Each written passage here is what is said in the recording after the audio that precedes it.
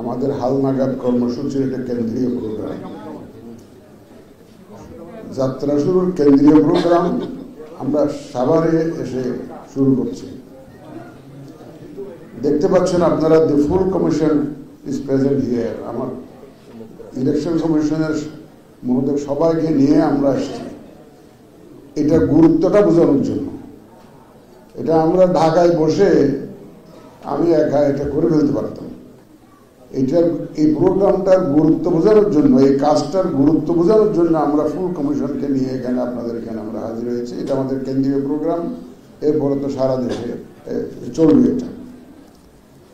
দেখুন, এই যে 5ই আগস্টের বিপ্লব আমাদেরকে একটা বিরাট সুযোগ এনে দিয়েছে, অনেক সুযোগ এনে দিয়েছে। এই সুযোগ হাতছাড়া হলে কিন্তু আমি জানি না আমাদের ভবিষ্যতে কখন আবার এই ধরনের সুযোগ আসবে। এই সুযোগটা হচ্ছে নানাবিধ সুযোগের মধ্যে নাম্বার 1 হচ্ছে যে ভোটের অধিকার প্রতিষ্ঠার সুযোগ। ভোটের অধিকার কিন্তু প্রতিষ্ঠা হয় নাই।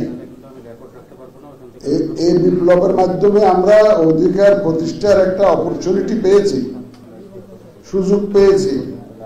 এখন প্রতিষ্ঠার কাজটা করতে হবে আমাদের।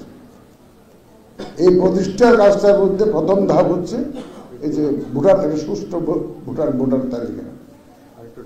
আমাদের ট্রেন, যে ভোটের ট্রেন যখন যাত্রা করলো, এই যাত্রার মধ্যে আমাদের প্রথম কাজটা হচ্ছে ফার্স্ট স্টেশন থেকে আমাদেরকে ভোটারদেরকে সাথে নিতে হবে এবং সঠিক ভোটার তালিকা না করতে পারলে ওই আমাদের অধিকার প্রতিষ্ঠাটা ব্যাহত হবে, সঠিক হবে। তাইলে এখানে একটা কথা বলতে চাই আমি অ্যাজ এ রেফারেন্স। সেদিন দেখলাম পত্রিকায়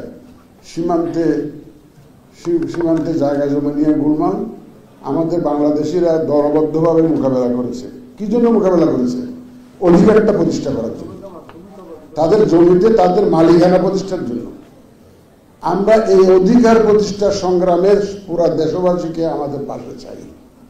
আমরা পুরা দেশবাসীর সহযোগিতা নিয়ে এই অধিকার আমরা ইনশাআল্লাহ প্রতিষ্ঠা করব।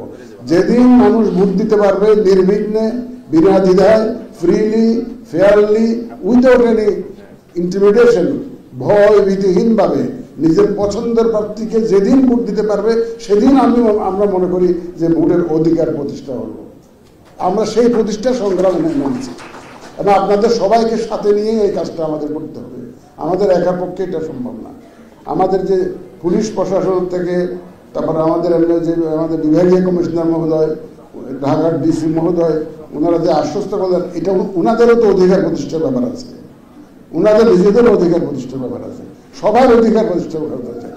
যদি জাতীয় নির্বাচন হয়, এটা ইলেকশন কমিশনের ব্যাপার না, জাতীয় ব্যাপার। এটা জাতীয় ব্যাপার, এটা জাতির প্রোগ্রাম।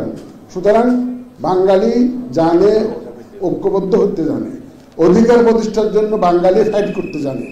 সুতরাং এই বাংলাদেশিরা ঐক্যবদ্ধ হয়ে তাদের এই ভোটের অধিকারটা আদায় করবে এবং আমাদের নেতৃত্বে আমরা আছি আপনাদের সাথে এবং আপনাদেরকে আমাদের সাথে চাই। আমরা এই যে হালনাগাদ কর্মসূচি যখন চলবে, আমি আপনাদের কাছে অনুরোধ করবো, এখানে সমাজের সর্বস্তরের ব্যক্তি, প্রতিষ্ঠিত ব্যক্তিজন আছেন, শ্রদ্ধেয় ব্যক্তিরা আছেন, আপনারা অনুগ্রহ করব এই আমাদের যে হালনাগাদ কর্মসূচির সময় মানুষকে একটু উদ্বুদ্ধ করুন। মানুষ তো ভোটের প্রতি আগ্রহ হারিয়ে ফেলেছে। গতকালকে স্ট্যান্ডার্ড চার্টার্ড ব্যাংকের 2 জন অফিসার এসেছিলেন, আমার মেয়ের কলিগ, আমার মেয়ে চাকরি করে স্ট্যান্ডার্ড চার্টার্ড ব্যাংকে। আইসা বললো যে আমরা তো ভোটার হয়েছি, বয়স তো প্রায় ক্লোজ টু 40, এখনো কিন্তু ভোট দিতে পারিনি। ভোটার হয়েছে অনেক আগে, কিন্তু ভোট দেওয়ার সুযোগ করে।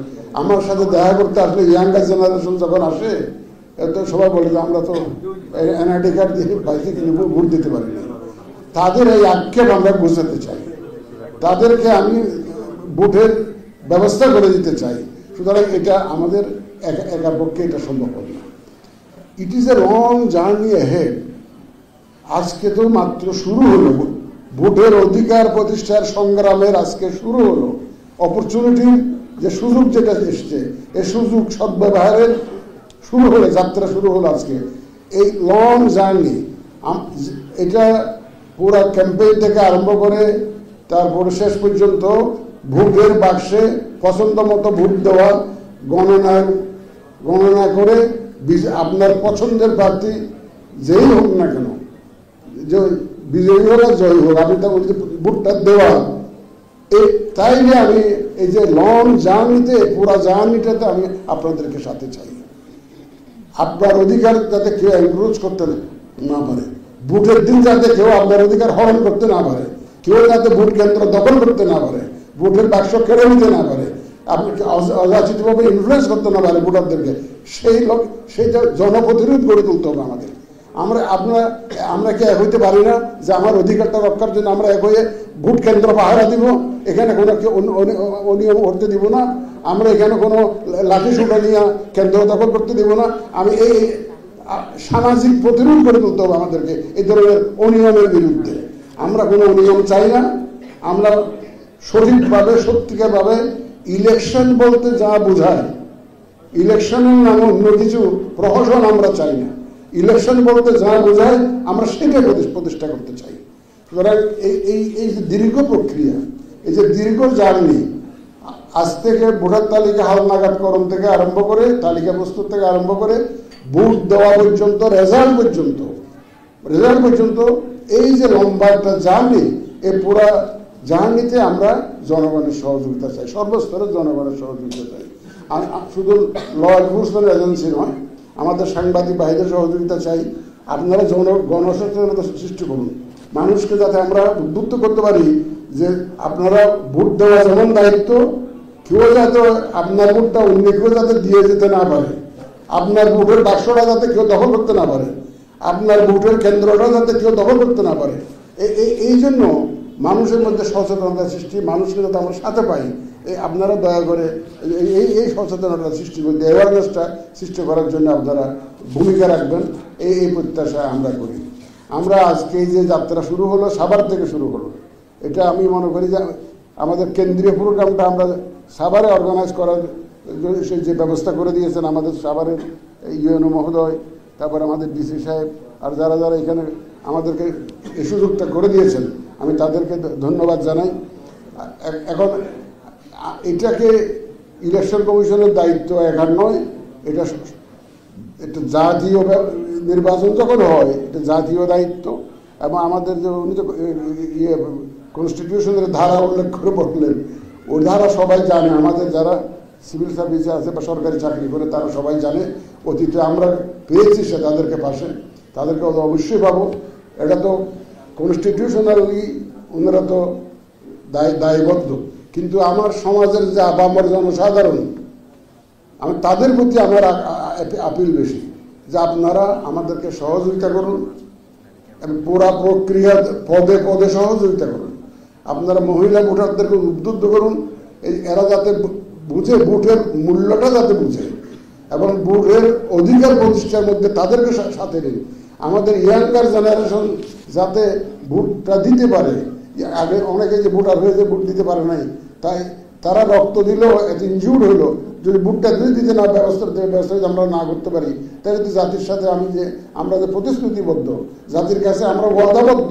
আমি একটা কথা বারবার বলে থাকি, যে এটা অনেক জায়গায় বলেছি আমি, যে আমাদের সিভিল সার্ভিসের লোকজন আন্দোলন করতেছে সংস্থাপন জনপ্রশাসন মন্ত্রণালয়ে, তাদের দাবি দেওয়া বঞ্চিত হয়ে এই 18-20 মানুষ যে বঞ্চিত হলো, তারা কোথায় যাবে? তাদের বঞ্চনার কথা কার কাছে বলবে? তাদের বঞ্চনার বিষয়টি কে দেখবে? Election commission. এবং আমরা সম্মিলিতভাবে তাদের বঞ্চনাটা বোঝাতে চাই। তারা যে এদিন বঞ্চিত হয়েছে ভোটের অধিকার থেকে, এই সুযোগ এসছে, এখন ইনশাল্লাহ আমরা এই সুযোগটা আমরা নিব। এবং এই সুযোগ নেওয়ার ক্ষেত্রে আপনারা মানুষকে একটু উদ্বুদ্ধ করবেন। আপনারা অত্যন্ত সমাজে সম্মানিত ব্যক্তি, আমাদের সাংবাদিক বলেন আর যারা উপস্থিত আছেন সবাই সম্মানিত ব্যক্তি। আমাদের এখানে মা বোনেরা আছেন, আপনারা একটু মহিলাদেরকে উদ্বুদ্ধ করেন যাতে ভোটার হয়। ভোটার হওয়াটা লক্ষ্য নয়, it is not an end in itself, এটা একটা মিনস। ভোটার হওয়াটা একটা শুরু হলো, ভোটটা দেওয়া পর্যন্ত কিন্তু তাইলে প্রসেসটা কমপ্লিট হয়। এই ভোটটা দেওয়ার জন্য কেন্দ্রে যাতে যায় এবং কেন্দ্রে যদি কেউ অযাচিতভাবে হস্তক্ষেপ করে সেটা ঠেকানোর জন্য যে সহযোগিতা, যে ধরনের সহযোগিতা দরকার, সেই জন্য সহযোগিতা আমরা সবার কাছ থেকে কামনা করি। যাই হোক, আজকে আপনারা যে অনেকক্ষণ ধরে বসে আছেন, আমাদেরকে সময় দিয়েছেন আমাদের বক্তব্য শোনার জন্য। আমি আপনাদেরকে আন্তরিক মুবারকবাদ জানাই। ইলেকশন কমিশনের পক্ষ থেকে আপনাদেরকে ধন্যবাদ জানাই। এখানে ওনারা বাইরে একটা উদ্বোধনী অনুষ্ঠানের জন্য কি কবুতর টবুতর উড়ানোর একটা ব্যবস্থা করেছেন, বেলুন ব্যবস্থা করেছেন। তো সেটা তো এই বক্তব্যটা এখানে যেহেতু শেষ হয়ে যাচ্ছে, আমি আজকের এই হালনাগাদ করার অনুষ্ঠানের উদ্বোধনী ঘোষণা করছি। পরে বাইরে একটা ছোট্ট প্রোগ্রাম হবে। তো আবার আজকের এবারের মতো বিদায় নেই, আবার সেই কথা আপনাদের সবার